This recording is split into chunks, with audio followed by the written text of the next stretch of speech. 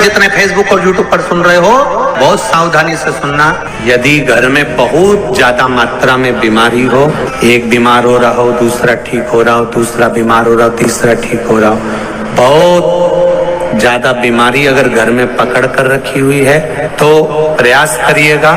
दुर्वा जानते हो, जो गणेश जी को चढ़ती है, दुर्वा, 7 दुर्वा, उस दुर्वा का जल भगवान शंकर को समर्पित करने का प्रयास करिए। दुर्वा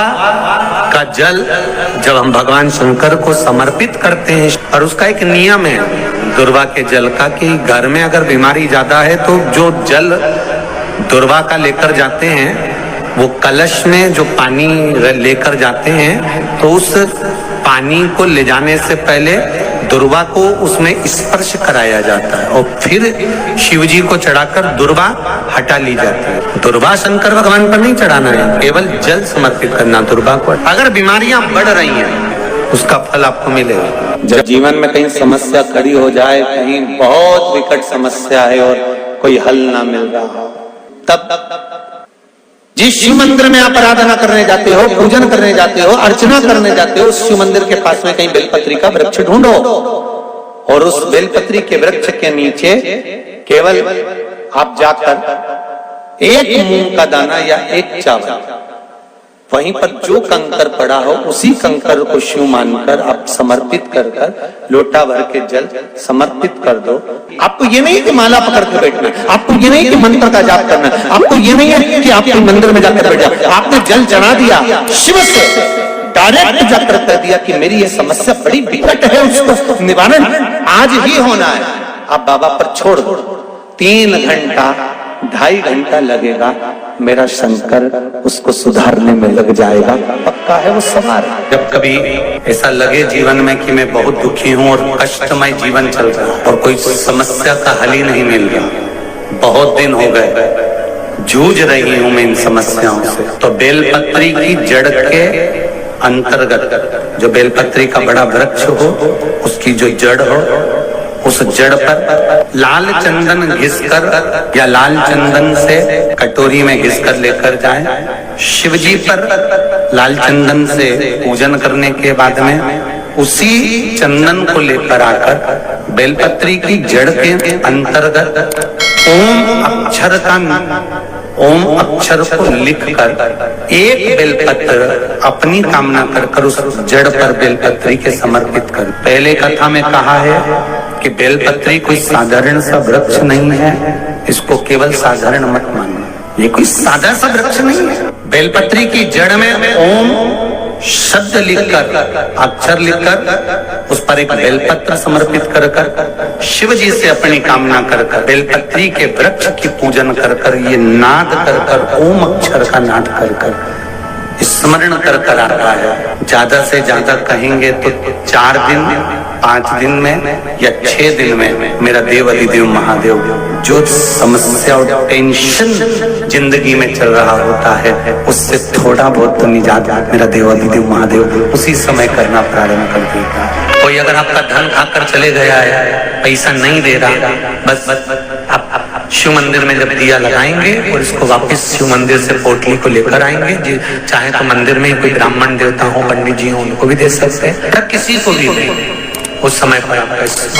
दीप लगाते समय, दिया लगाते समय स्मरण होना चाहिए कि मेरा पैसा इतना गया हुआ है, बाबा ये रकम डूब गई है, ये पैसा चले गया है, ये प्राप्त होना चाहिए, मेरा व्यापार बढ़ना चाहिए। जिस बालक बालिका का जॉब नहीं लग रहा हो, सर्विस नहीं लग रही हो, नौकरी नहीं लग रही हो, जगह जगह पहले करते थे जॉब, अब छूट गई, 2 साल हो गए, 3 साल हो गए, सर्विस नहीं लग रही हो, बहुत प्रयास कर लिया हो, बहुत प्रयास, तो महाराज काली तिल्ली को पीस कर उसको जल के पात्र में डालकर अपने घर के मटका, परिंदा, पितरों का जो स्थान होता है, जलाशय होता है, उसके पास में एक पात्र में रख दीजिए। बेलपत्री या बट का पेड़ या पीपल का पेड़, इस वृक्ष के नीचे 1 रात्रि तक रखे रहने के बाद में दूसरे दिन अपनी कामना करता है, जिनका जॉब नहीं लग रहा, सर्विस नहीं लग रही, नौकरी नहीं लग रही, या कहीं उलझने उत्पन्न हो रही है, उस व्यक्ति को हाथ में ले जाकर उस पात्र का जल, 3 वृक्ष पितरों के तुल्य हैं। कल की कथा में कहा था, पहला बेलपत्री का, दूसरा पीपल का, तीसरा बड का।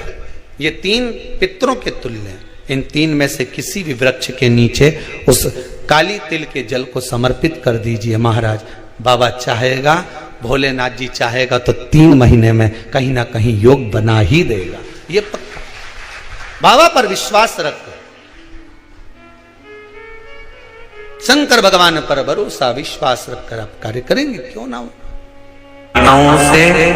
मेरे भाइयों से, लाखों करोड़ों लोग शिव महापुराण की कथा यो आस्था चैनल पर और फेसबुक यूट्यूब पर सुन रहे हैं, उनसे भी कहूंगा, अगर लक्ष्मी नहीं आ रही, संपदा नहीं आ रही, व्यापार नहीं चल रहा, तकलीफ बहुत ज्यादा हो रही है, कष्ट पर कष्ट बढ़ रहा है, कोई अच्छा कर्म हो ही नहीं रहा, बीते से नाप कर छोटा सा सफेद वस्त्र ले लो, उस वस्त्र में 108 चावल के दाने रख लीजिए, एक सफेद पुष्प की पत्ती या पुष्प जो मिल जाए वो रख लो, फूल भी ना मिले तो एक चावल का दाना अलग से रख लीजिए, उसको अपने घर के जहाँ परिंदा होता है, मटका होता है, पानी भरने का स्थान होता है, जहाँ पर हम पानी पीने का भरते हैं, वहां उसको एक कटोरी में रख लीजिए। 3 दिन पे कोई सी भी तिथि, चाहे आप दूज, तीज, चतुर्थी ले लो, चाहे पंचमी, छठ, सप्तमी ले लो, चाहे अष्टमी, नवमी, दशमी ले लो, उसको रख दीजिए 3 दिन। चौथे दिन घी का दिया लेकर, वो पोटली लेकर, कुछ भेंट लेकर, जो आपकी मर्जी पड़े, दान के भाव से घी का दिया शिव जी के मंदिर में लगा दीजिए, और जो पोटली और जो भेंट है वो किसी भी ब्राह्मण जन को, गुरुजन को, किसी को भी प्रदान कर दीजिए। अगर ब्राह्मण जन, गुरुजन नहीं ले तो कोई इसका मोल तत्व समझता हो, कोई सौभाग्यवती माताएं हो, कोई बहन बेटियां हो, उनको भी आप दे सकते। ये लक्ष्मी की वृद्धि करने का, संपदा, रोग, आनंद, सुख प्रदान, रोग के लिए तो नहीं कर सकते पर संपदा के लिए सबसे प्रबल।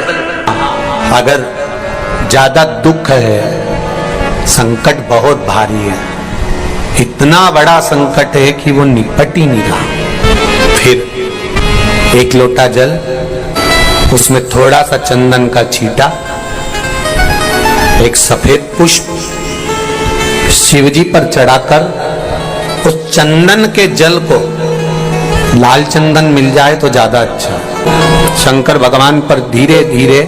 अपने हृदय की कामना कर कर समर्पित करें, सुनेगा। शंकर भगवान पे चढ़ा हुआ जल